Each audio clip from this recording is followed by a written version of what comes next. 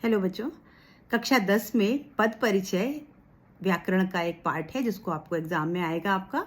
तो पद परिचय क्या होता है बच्चों? जब किसी शब्द को हम वाक्य में प्रयोग कर देते हैं, वाक्य में जितने भी शब्द होते हैं उनको हम अलग अलग पद कहते हैं और उनका परिचय देना पद परिचय कहलाता है। परिचय का मतलब होता है यहाँ पर व्याकरणिक परिचय। किस पद की क्या व्याकरणिक स्थिति है वाक्य में, वो हम बताते हैं यहाँ पर। तो आपके एग्जाम में ज्यादातर कुछ अंडरलाइन करके शब्द आते हैं और कहा जाता है कि इस पद का पद परिचय बताओ। तो आपको उस पद की स्थिति बतानी होती कि वो किस काल का है, कौन सा लिंग है, कौन सा वचन है, कौन सा कारक है और व्याकरण में उसका क्या स्थान है, संज्ञा है, सर्वनाम है, क्रिया है, विशेषण है, कौन सा उसका भेद है, इतना सारा डिटेल आपको लिखना होता है। तो यहाँ पर पद परिचय अगर हम करें तो दो प्रकार के शब्द होते हैं। पद दो प्रकार के होते हैं, एक विकारी और एक अविकारी। विकारी मतलब जिनमें विकार उत्पन्न हो जाए, जो बदल जाए। कब बदलते हैं? लिंग, काल, वचन के अनुसार अगर शब्द में परिवर्तन होता है तो वो विकारी शब्द, और जिसमें कोई परिवर्तन नहीं होता, चाहे कोई लिंग हो, चाहे कोई काल हो, चाहे कोई वचन हो, तो ऐसे पद कैसे कहलाते हैं? अविकारी। अभी विकारी शब्द जो है वो यहाँ पर पहले हम पढ़ेंगे। अभी ये पद परिचय करने के लिए बच्चों हम ये मान के चलते हैं कि आपको संज्ञा, सर्वनाम, विशेषण, क्रिया विशेषण सब आते हैं, उनके भेद आप पढ़ चुके हैं, 10वीं तक पढ़ चुके हैं। तो फिर भी एक रिवीजन करते हैं। संज्ञा किसे कहते हैं आपको मालूम है? जो किसी का नाम बताए शब्द, वो संज्ञा शब्द। संज्ञा, अगर संज्ञा शब्द के भेद की बात करें तो संज्ञा के कितने भेद होते हैं? आप जातिवाचक, समूहवाचक, भाववाचक, व्यक्तिवाचक। तो अभी आप संज्ञा के भेद आपको मालूम हो गए। सर्वनाम किसे कहते हैं? संज्ञा की जगह पर जिन शब्दों का प्रयोग होता है उनको सर्वनाम कहते हैं। उनके कौन कौन से भेद होते हैं? पुरुषवाचक, निश्चयवाचक, अनिश्चयवाचक, प्रश्नवाचक, संबंधवाचक, निजवाचक। अब इसमें हम बताते क्या क्या है, उसका लिंग बता देते हैं, वचन, कारक और क्रिया से संबंध बता देते हैं। संज्ञा में हम क्या बता देते हैं? संज्ञा का भेद बता देते हैं, लिंग बता देते हैं, वचन बता देते हैं और कारक और क्रिया से संबंध, ये हम संज्ञा का बता देते हैं। उसके बाद अगर आता है विशेषण, तो जो संज्ञा सर्वनाम की विशेषता बताते हैं शब्द, उनको हम विशेषण कहते हैं। उनके भेद क्या क्या होते हैं? गुणवाचक, संख्यावाचक, सर्वनामिक विशेषण और परिमाणवाचक विशेषण। अब इसमें हम क्या क्या बता देते हैं? इसमें लिंग बता देते हैं, वचन बता देते हैं और किस विशेष के विशेषण है ये, यानी किस शब्द की विशेषता बता रहे हैं, तो यहाँ पर हम विशेष्य बता देते हैं।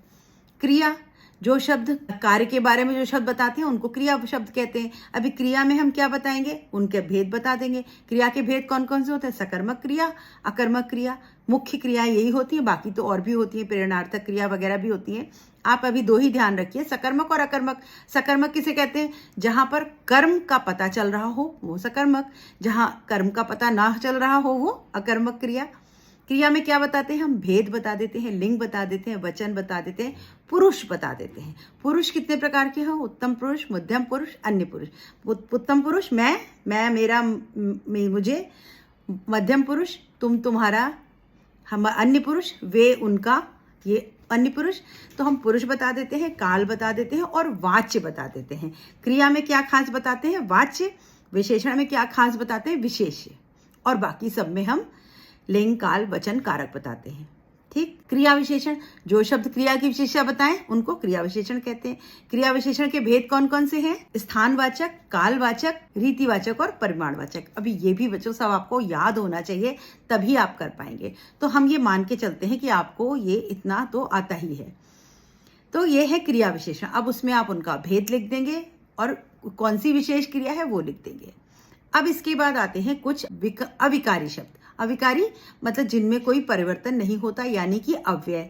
अव्यय, ये भी कई प्रकार के अव्यय होते हैं, जैसे संबंध बोधक, समुच्चय बोधक, विस्मय बोधक और निपात। संबंध बोधक जो क्रिया और संज्ञा सर्वनाम के बीच का संबंध बताता है।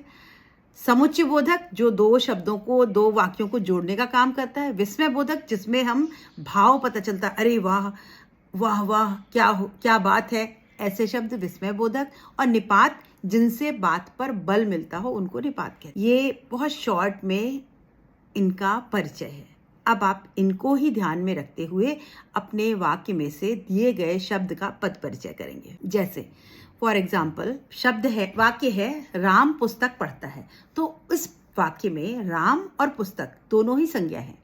तो अभी आप राम का अगर परिचय बताएंगे तो राम क्या है? व्यक्तिवाचक संज्ञा है, पुरलिंग है, लड़का है, पुरलिंग है, एक वचन है, एक ही है ना, अकेला, और कर्ता कारक है। राम पुस्तक पढ़ता है, यानी पढ़ने की जो क्रिया है वो किससे संबंध रखती है? राम से। तो कर्ता कारक है यहाँ पर, कारक भी आपने पढ़े हुए हैं, तो ये कर्ता कारक है। बस ये संज्ञा शब्द का पद परिचय हो गया।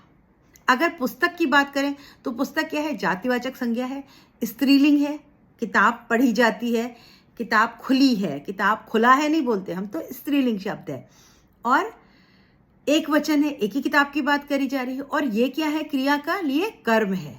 राम क्या पढ़ रहा है? पुस्तक, यानी यहाँ पर कर्म है, तो ये कर्म कारक है। संज्ञा शब्द है लेकिन कर्म कारक है, तो जातिवाचक स्त्रीलिंग एक वचन कर्म कारक। क्लियर बच्चों? 4 या 5 बातें आपको एक शब्द के बारे में लिखनी है। जात, भेद, लिंग, वचन, कारक, या विशेषण शब्द है तो विशेष्य, और अगर क्रिया शब्द है तो उसका वाच्य। बस अब दूसरा उदाहरण देखिए सर्वनाम का। अगर शब्द वाक्य दिया गया है, यह उसकी वही कार है जिसे कोई चुरा कर ले गया, तो अभी यहाँ पर यह, उसकी, जिसे, कोई, ये सब सर्वनाम शब्द हैं। यह, उसकी, जिसे और कोई, ये 4 सर्वनाम शब्द हैं। अभी यहाँ चारों का आप एक बार परिचय लिख कर देखिए। क्या क्या बताना है हमको? सर्वनाम बताना है, उसका भेद बता देना, लिंग बताना है, वचन बताना है, कारक बताना है, क्रिया से संबंध बताना है। तो यह निश्चयवाचक सर्वनाम, यह यानी पर्टिकुलर की बात की जा रही, तो निश्चयवाचक सर्वनाम हो गया। किसके लिए है? उसकी, यानी अन्य पुरुष है। ये कार है, वही कार है। कार क्या है? स्त्रीलिंग होता है, तो कार के लिए यह शब्द आया है, तो ये स्त्रीलिंग। वचन एक ही वचन है, और ये कारक कौन सा है? संबंध कारक है। यहाँ पर सर्वनाम का किससे है? कार से संबंध दिखाया जा रहा है। उसकी यानी उसका संबंध कार से है, यह उसको डिनोट कर रहा है। यह कार उसकी है, यानी यह जो है वो क्रिया से संबंध बता रहा है, तो यहाँ पर संबंध कारक। जिसे, यह सर्वनाम है, स्त्रीलिंग है, एक वचन है, और चुरा कर ले गया क्रिया से ये कर्म है। चुरा कर ले गया है जिसे, यानी कार, वो कर्म है। क्या चुरा के ले गया? कार को। जिसे यानी कर्म, यानी कर्म कारक है यहाँ पर। अब कोई अनिश्चयवाचक सर्वनाम, कोई, कुछ, कैसे, ये सब अनिश्चयवाचक।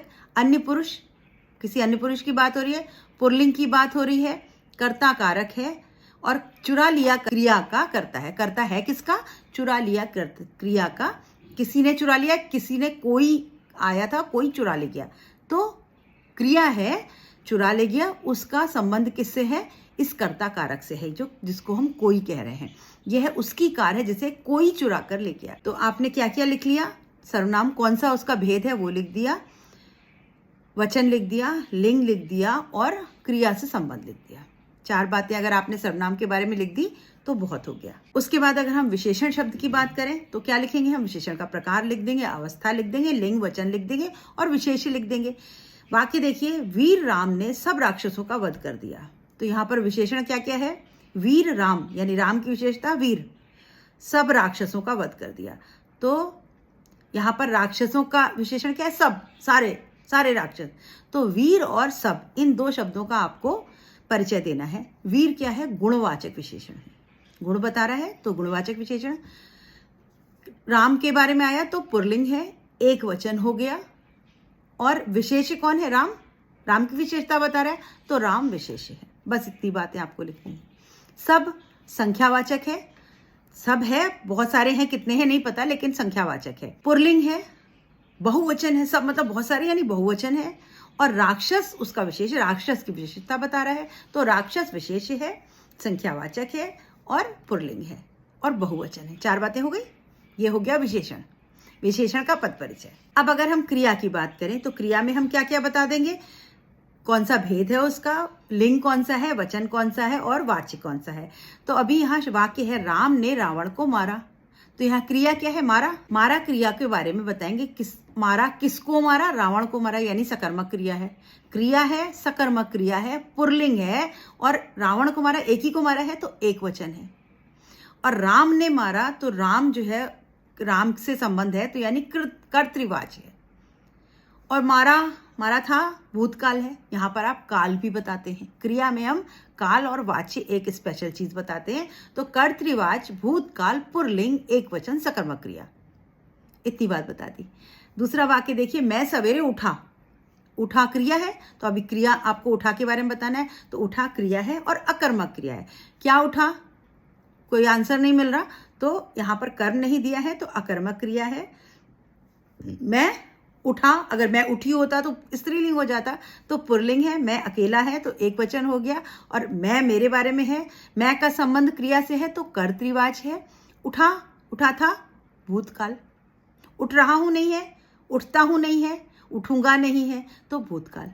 तो आपने क्या क्या बताया, क्रिया बता दी, उसका भेद बता दिया, पुल्लिंग बता दिया, वचन बता दिया, वाच्य बता दिया और काल बता दिया। अभी आपको अव्यय शब्द देखने हैं बच्चों, जो लिंग वचन कारक से प्रभावित नहीं होते, उनमें कोई परिवर्तन नहीं आता, वो वैसे के वैसे रहते हैं, चाहे कोई भी लिंग हो चाहे कोई भी वचन हो। अभी उनके भेद होते हैं, वो आपको बताने हैं।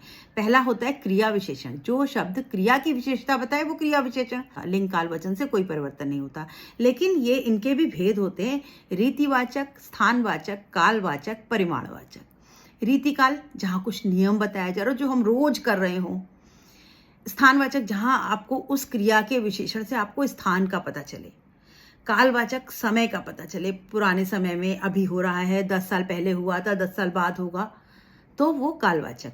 परिमाणवाचक, जहां आपको संख्या के बारे में पता चले, उसकी क्वांटिटी के बारे में पता चले, वो परिमाणवाचक। ये क्रिया विशेषण के भेद होते हैं। मैं भीतर बैठी थी और बच्चे धीरे धीरे पढ़ रहे थे।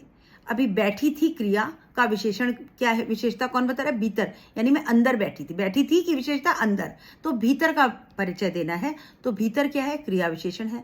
अभी भीतर से आपको क्या पता चल रहा है, समय, स्थान, परिमाण, नियम, क्या स्थान, तो स्थानवाचक क्रिया विशेषण हो गया। और किससे संबंध है, बैठी थी क्रिया, बैठी क्रिया से इसका संबंध है, यानी बैठी थी क्रिया का विशेषण है ये। तो ये विशेष क्या है, बैठी थी। बस 3 बातें बता दी हमने। क्रिया विशेषण है, स्थानवाचक क्रिया विशेषण है, और इसका संबंध किससे है, बैठी थी क्रिया से संबंध है। दूसरा शब्द आता है धीरे धीरे पढ़ रहे थे। बच्चे धीरे धीरे पढ़ रहे, क्रिया, उनकी विशेषता क्या है, धीरे धीरे पढ़ना, तो धीरे धीरे क्रिया विशेषण है। और धीरे धीरे कौन सा भेद है, रीतिवाचक, उनके नियम है, उनका तरीका क्या है, वो धीरे धीरे पढ़ रहे, तेज तेज पढ़ रहे हैं, धीरे धीरे पढ़ना, तो धीरे धीरे रीतिवाचक क्रिया विशेषण। और पढ़ रही विशेष क्रिया है, जिसकी विशेषता क्या है, धीरे धीरे, तो पढ़ रही विशेष की से संबंध रखती है। बता दी, ये अव्यय है। ये काल, लिंग, वचन से परिवर्तन इसमें नहीं होगा। दूसरा अव्यय होता है संबंध बोधक। संबंध बोधक के भेद क्या क्या है, अब इसके भी भेद हैं बच्चों। जिसका संबंध संज्ञा सर्वनाम से हो वो संबंध बोधक होते हैं। जैसे कुर्सी और बिल्ली, इसके संबंधी शब्द है। कुर्सी के नीचे बिल्ली बैठी है, कुर्सी के नीचे बिल्ली बैठी है, तो कुर्सी और बिल्ली के संबंध क्या है, के नीचे। के नीचे संबंध बोधक शब्द है, उसका संबंध किससे है, क्रिया और संज्ञा से सर्वनाम संबंध बता रहे, तो वो संबंध बोधक शब्द है। तो अगर कोई ऐसा शब्द आता है जो आपको क्रिया और संज्ञा या क्रिया और सर्वनाम के बीच में संबंध जिससे पता लग रहा हो, उसको आप लिख देंगे कि ये शब्द संबंध बोधक शब्द है, संबंध बोधक अव्यय है। समुच्चय बोधक, 2 वाक्यों को जब जोड़ा जाता है जिन शब्दों से, उनको हम संबंध समुच्चय बोधक कहते हैं। जैसे तुम कॉपी और किताब ले लो लेकिन फाड़ना नहीं। तुम कॉपी और किताब ले लो, लेकिन शब्द क्या है, ये है समुच्चय बोधक शब्द। तो ये 2 वाक्यों को जोड़ता है। तो आप ऐसा कोई शब्द आता है जो 2 वाक्यों को जोड़े, तो उसको आप लिख सकते हैं कि यह समुच्चय बोधक अव्यय है। विस्मय बोधक, जहां कोई भाव पता चल रहा हो, जैसे वाह कितना सुंदर बगीचा है, ठीक मैं रोज आऊंगा, तो वाह जहां एक्सक्लेमेटरी मार्क लगा है, ये है विस्मय आदि बोधक अव्यय। तो आप वाह लिख देंगे कि ये विस्मय आदि बोधक शब्द है। ठीक मैं रोज आऊंगा, तो ठीक शब्द भी विस्मय आदि बोधक शब्द है। तो अभी अगर इस तरह के कोई शब्द आए तो आप उसमें लिख देंगे कि यह शब्द विस्मय आदि बोधक अव्यय है, यह समुच्चय बोधक अव्यय है, यह संबंध बोधक अव्यय है, और यह क्रिया विशेषण है। क्रिया विशेषण में आप उसका भेद भी बता सकते हैं कि स्थानवाचक है, कि रीतिवाचक है, कि कालवाचक है, कि परिमाणवाचक है। बच्चों थोड़ा सा कठिन है और ये प्रैक्टिस मांगता है। इसमें आप जितने उदाहरण आप पढ़ पाएं उतना ही अच्छा होगा आपके लिए। आपको वाक्यों को पढ़ना पड़ेगा और उनके पद परिचय पढ़ेंगे तब आपको समझ में आ जाएगा। अभी एक छोटी सी ट्रिक कह लीजिए आप, या इसको टिप कह लीजिए, कि आप किसी भी शब्द का पद परिचय देना हो तो आपको क्या बताना होगा, भेद, लिंग, काल, वचन, इसके अलावा क्रिया से संबंध, अगर विशेषण है तो विशेष लिख देंगे, क्रिया विशेषण है तो क्रिया से संबंध लिख देंगे और वाच्य लिख देंगे। अगर क्रिया हो रही है तो आपको ये बताना पड़ेगा कि कौन सी क्रिया है, भेद लिख देंगे। अगर अव्यय है तो अव्यय में आपको बस केवल इतना लिख देना है कि संबंध बोधक अव्यय है, समुच्चय बोधक अव्यय है, विस्मय बोधक अव्यय है। और अगर वो क्रिया विशेषण है तो उसमें आपको 4 हैं, स्थान, रीति, परिमाण और काल, तो आप ये 4 भेद लिख देंगे। तो कोई भी शब्द आएगा, संज्ञा, सर्वनाम, क्रिया विशेषण, आप इसको पहचानेंगे और फिर उसमें 4 बातें, अगर आपने 5 बातें लिख दी तो आप समझिए आपका पद परिचय पूरा हो जाएगा, आपको पूरे नंबर मिल जाएंगे। आप क्या है, संज्ञा है, सर्वनाम है, विशेषण है, वो छांट लीजिए, उसका भेद लिख दीजिए, उसका वचन लिख दीजिए, उसका काल लिख दीजिए, उसका लिंग लिख दीजिए और क्रिया से संबंध लिख दीजिए। विशेषण में आपको विशेष लिख देना होगा और क्रिया में आपको वाच्य लिखना होगा। और अगर अव्यय है तो आप बस अव्यय छांट के लिख दीजिए कि कौन सा अव्यय है ये। कंप्लीट इसको पढ़ने के लिए आपको बहुत, जितने आप पढ़ सकते हैं उतने उदाहरण की प्रैक्टिस करिए। यहाँ पर कुछ और उदाहरण हैं, उनको देखिए। अपने गांव की मिट्टी छूने के लिए मैं तरस गया। अभी लंबा सा वाक्य और हर शब्द की यहाँ पर पद परिचय दिया। अपने क्या है, अपने गांव की विशेषता बता रहा है अपना, तो ये विशेषण है। कौन सा विशेषण है, सर्वनामिक विशेषण। एक वचन है, पुल्लिंग है और किस विशेष का विशेषता, गांव विशेष। तो विशेषण अगर आएगा तो आपको विशेष लिख देना है। गांव संज्ञा है, जातिवाचक संज्ञा है, एक वचन है, पुल्लिंग है और संबंध कारक है। की लगा हुआ है, का के की आपको कारक पता है, कर्ता ने कर्म को कर्म से कमतान के लिए, ये आपको का के की उसके परसर्ग मालूम है, तो ये संबंध कारक है, आप इतना लिख सकते हैं। फिर भी अगर आप केवल उसका कारक नहीं भी लिखते हैं, आपने इतना भी लिख दिया तो भी आपको अच्छे नंबर मिल सकते हैं। मिट्टी संज्ञा है, द्रव्यवाचक संज्ञा है। मैं सर्वनाम है, उत्तम पुरुष है, एक वचन है। पुल्लिंग है, तरस गया क्रिया का करता है। तरस गया क्या है, क्रिया है और अकर्मक क्रिया, यहाँ कर्म नहीं दिखाई दे रहा तो यहाँ अकर्मक क्रिया है। तरस गया भूतकाल हो गया, एक वचन हो गया, पुल्लिंग हो गया और वाच्य कौन सा है, कर्तृवाच्य, क्योंकि कर्ता से संबंध रखता है, तो ये कर्तृवाच्य हो गया। अभी दूसरा उदाहरण देखिए। निर्धन लोगों की ईमानदारी देखो। निर्धन विशेषण, बहुवचन, पुल्लिंग और विशेष है उसका विशेषण है। ये लोगों विशेष है उसका विशेषण है। लोगों की संज्ञा है, जातिवाचक संज्ञा है, बहुवचन, पुल्लिंग और लोगों की तो काके की यानी संबंध कारक है। ईमानदारी संज्ञा है, भाववाचक संज्ञा है, कर्म कारक है, देखो क्रिया का कर्म है। ये देखो क्या है, क्रिया है और सकर्मक क्रिया है। ईमानदारी देखो, क्या देखो, ईमानदारी, तो जहां भी क्रिया में क्या का उत्तर मिल जाए वो सकर्मक क्रिया होती है। तो देखो सकर्मक क्रिया, बहुवचन और वर्तमान काल है। इसका कर्म क्या है, इस क्रिया का कर्म है ईमानदारी।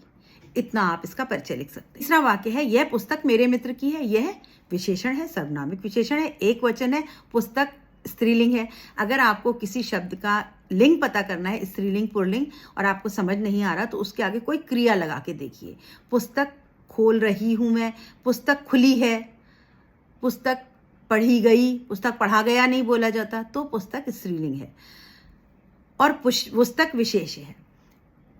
पुस्तक संज्ञा है, जातिवाचक संज्ञा, एक वचन, स्त्रीलिंग है और कर्म कारक है क्रिया का कर्म है। पुस्तक पढ़ी गई तो ये कर्म कारक है, क्या पढ़ा गया, पुस्तक, तो ये कर्म कारक है। मित्र संज्ञा है, जातिवाचक है, एक वचन है, पुल्लिंग है, संबंध कारक है क्या है, क्रिया है, वर्तमान काल है, एक वचन है। नेहा यहाँ इसी मकान में रहती है। नेहा संज्ञा है, व्यक्तिवाचक संज्ञा हो गई, लड़की है, स्त्रीलिंग है, एक वचन है, कर्ता कारक है, कर रही है ये, यही करता है। और नेहा रहना क्रिया की करता है। क्या क्रिया है उसकी, रहना, तो उस क्रिया की करता है ये। यहाँ क्रिया विशेषण है, कौन सा वाला, स्थानवाचक क्रिया विशेषण, यह अव्यय है। ये विशेषण है सर्वनामिक विशेषण, जहां पर सर्वनाम विशेषण का काम करते हैं उनको सर्वनामिक विशेषण कहते हैं। पुल्लिंग है, एक वचन है और इसका विशेष क्या है, मकान, यही यानी इसी मकान की, तो मकान की विशेषता बता रहा है तो मकान विशेष है। मकान संज्ञा है, जातिवाचक है, पुल्लिंग है, एक वचन है और अधिकरण कारक है। में पे पर अधिकरण कारक। रहती है, क्रिया है, सकर्मक है। कहाँ रहती है, मकान में रहती है तो सकर्मक क्रिया।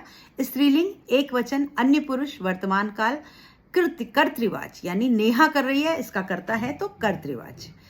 इतनी बातें आप इसमें लिख सकते हैं। 5वां वाक्य, अरे वाह तुम भी पुस्तक पढ़ सकते हो। अरे वाह एकदम से आपको याद आ जाएगा, विस्मय, विस्मय आदि बोधक आश्चर्य का भाव है, तो ये विस्मय आदि बोधक अव्यय है। तुम सर्वनाम है, मध्यम पुरुष है, मैं, तुम, तुम्हारा, तुम, उसका, तो तुम मध्यम पुरुष एक वचन पुल्लिंग। कर्ता कारक, पढ़ सकते हो, क्रिया का कर्ता, कर्ता कारक है और किसकी क्रिया क्या है, पढ़ सकते हो। भी, अब ये भी, तो, ही, से, ये सब निपात होते हैं जो कि बात पर बल देने के लिए प्रयोग किए जाते हैं। जैसे तुम पुस्तक पढ़ सकते हो, वही बात तुम भी पढ़ सकते हो, मतलब हम बात पर बल दे रहे हैं कि तुम भी पढ़ सकते हो, बाकी तो पढ़ ही रहे हैं, तुम भी पढ़ लो। तो भी शब्द निपात है, निपात आपने पहले भी पढ़े हुए हैं। पुस्तक संज्ञा है, जातिवाचक संज्ञा है, स्त्रीलिंग है, एक वचन है, कर्म कारक है, और पढ़ सकते हो कर्म की, पुस्तक पढ़ सकते हो क्रिया का कर्म है। पढ़ सकते हो क्रिया है, सकर्मक क्रिया, क्या पढ़ सकते हो, पुस्तक पढ़ सकते हो, तो सकर्मक क्रिया। पुल्लिंग एक वचन, अन्य पुरुष, वर्तमान काल, पढ़ सकते हो, अभी की बात हो रही है, पढ़ सकते थे, पढ़ोगे की बात नहीं हो रही, यानी यहाँ कौन सा काल है, वर्तमान काल है। और कर्तृवाच है क्योंकि कर्ता दिया हुआ है इसमें, क्रिया का कर्ता तुम व कर्म पुस्तक है। तो आप किसी शब्द का पूरा व्याकरणिक परिचय दे देते हैं। अब बच्चों, जब आप ऐसे, आपको अगर आपको सब कुछ आता है, आपने संज्ञा सर्वनाम आप ठीक से जानते हैं, आप प्रैक्टिस में हैं, तो आपके लिए ये बहुत आसान है, कठिन नहीं है। लेकिन अगर आपको संज्ञा सर्वनाम याद नहीं है तो कम से कम उनके भेद जरूर याद कर लें और समझ के करने की कोशिश करें।